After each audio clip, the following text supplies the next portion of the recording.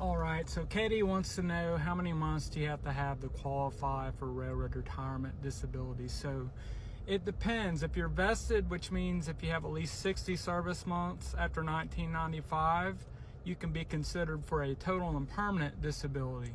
However, if you are approved, you only get tier 1.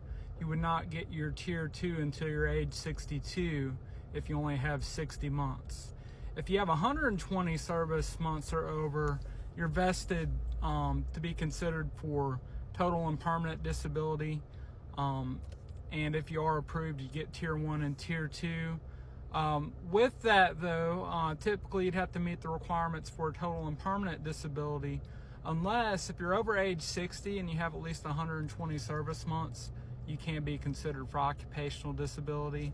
And lastly, we're going to go into the number of service months that you need to be considered for occupational disability. So typically, you need at least 240 service months to be considered for an occupational disability, but there is an exception to that.